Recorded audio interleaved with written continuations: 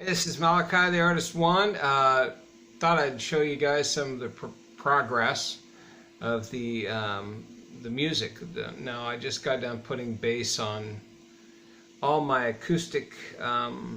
Well, I started out doing an album that I wanted dominant acoustic. I don't know what's going to end up being, as I've kind of stated in other videos. I kind of write very sporadically, so I don't quite know yet. But anyways, so I put some bass down. I had some options for bass. I had my Precision. This Precision right here is, well, that's my other bass. See, this is a G&L. I've had this since like 93, 94. It's a Leo Fender signature model. I just love the bass. It's got, you know, the active pickups and, you know. Anyways, I've always been able to make, I've used this bass on every album that I've done, except for a couple songs. And that's when I use this bass. This is a P bass. Now this bass is, it's a Mexico bass, but it was in a Seattle studio, and everybody that you can imagine has played on that bass. It's set in a studio for years.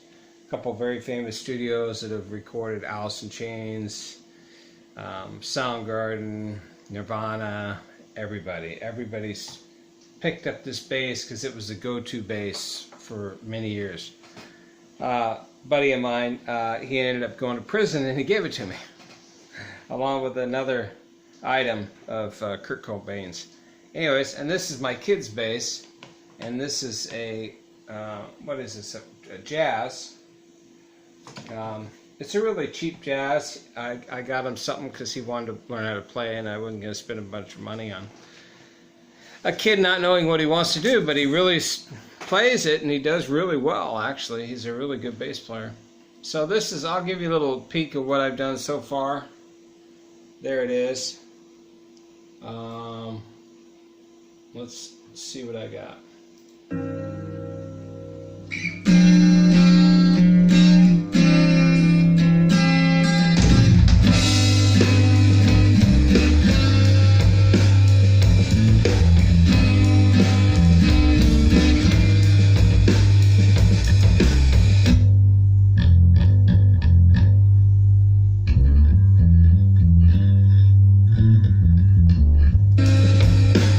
Nothing's EQ'd, nothing.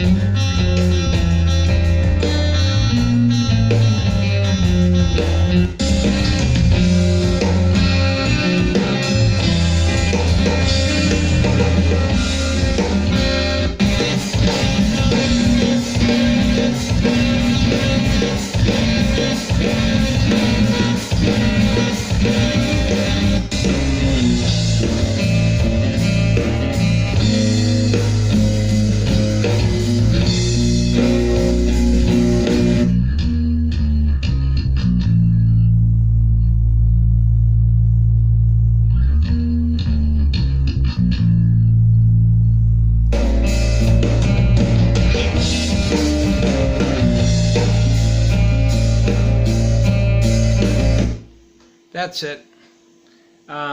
Obviously a lot will change. There's keyboards, there's piano, there's obviously vocals, vocal harmonies, there's electric guitar. There's no electric guitar on it right now. And you know, then the magic of editing a little bit better and doing some EQ. I finally was in. It's it's a kind of a weird aspect of my life. You know, I produced a lot of different groups. I worked with a lot of different groups. And always in, you know, sometimes they're in my studio and sometimes they're in other studios. But I have never, as a musician, been able to just not have to sit behind a recording console, to have somebody else mic my drums, blah, blah, blah. So, but a month and a half ago, I stayed at a house that I was at a little longer, and it was just a really nice sounding room, and I ended up doing 30-some minutes of this. I've got another 3 hours on the other takes, just drums and ideas and things to put down. But I think out of all the albums I've ever done, if I don't get it screwed up by mastering, will be my best sounding album ever, at least from my perspective. I think my other albums have sounded good, but it seems like I'll give them to... Mastering today is not what it used to be. When I did my first 2 albums, I mean, really had a guy sit in there and we really went over different things and even had automation in the mastering to really help out, you know, a small studio to make it sound good without over processing every freaking thing. I'm very much a purist. If you ever saw any of my tracks, I'm not adding tons of compression. I'm not adding this. I'm not over editing things. I'm allowing mistakes to be there, because for me it's all about the spontaneity, about the, you know, just about the music. And to be honest with you, at some, you know, for me, I'm glorified. My albums are just glorified demos, anyways. So one day I'd love to be in a studio where I can have somebody.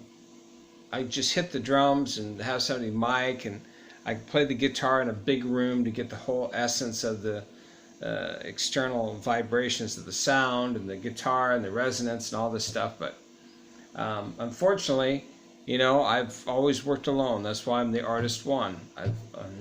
It's not what I wanted to be and not what I wanted to do, but that's just what's happened because I'm very spontaneous. I have a high aspect of creativity really quickly. I don't know what word that would be properly, but you know, I have a hard time finding people I can get, you know, to play.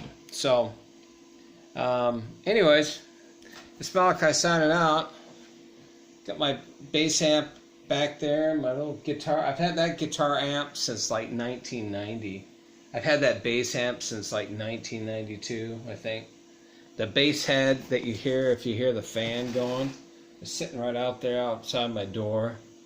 I've had that since, you know, frickin' 1992 too. It's a PV Mark V or something like that. So you know, at some point in time, I guess I'll get better stuff. But when you play everything, and if you can see, my drums are stacked up back there. I don't know if you can see that or not, but there they are. They're stacked up back there. There they are. There they are. So when you're a guy that has to play everything, so you got to buy all the drums, you got to buy the guitars. You got my guitars hanging on, some of my guitars hanging up on the wall. I got a few sitting around here. So you start adding all that stuff up, it becomes very expensive. I'm very blessed and fortunate that I've had good jobs and I've made good money and I've been able to afford all the things I needed to afford. I think I even have my old pictures of one of my old studios. I actually do right here. See? That was back in the day when it was in the basement. I even recorded George Clinton in that basement. And guys from The Time and Prince, and those were D88s stacked. And then, of course, back then we had racks. So I had all my compression and gates in one area, and here's the other side. So you can recognize some of the instruments that have had the same instruments forever. And he had, you know, a boatload of effects. At that time, I think I had 3 sets of monitors, 4 sets of monitors. back in the old days, back in the old days. But even that cost, I spent well over 100 grand on building out that studio. Today, you don't have to spend that much. You can do it all in a box now. But I try not to. I do have a couple outboard things that I use. But times have changed. For me, it's all about making the music. It's all about getting the idea out there, and then hopefully at some point in time I can get investors to help me put together a band and actually play a concert. I've played thousands of shows with other people. I've been on stage thousands of times with other bands, but never my own music. Anyways, someday a man can dream. We'll talk at you later. I'll keep you posted on the new stuff and the new ideas, and give you pieces and bits and pieces. And if you want to order the new album, you can go to The Artist One and kind of donate, because I kind of give away the music for like $7. So it's almost as cheap as a cup of coffee, and for some people they do spend $7. So I went to this coffee stand in Renton one time. I was down there doing a job, and there's nothing around. There's the big Amazon warehouse, and I guess there was something. I think there was a Starbucks down the street, but I couldn't find it. So anyway, so I pulled into this little coffee shop, because I like to support local coffee shops more than Starbucks. Really, I'm not a big fan of Starbucks, but they do have consistency. So anyway, so I pulled into this coffee shop, and lo and behold, it's one of those, it's a bikini barista. Basically, they're nude, they tape over their boobs. But their coffee, they want like $8 for a cup of coffee, and I told the lady, "Are you serious?" She goes, "Yeah, it's $8."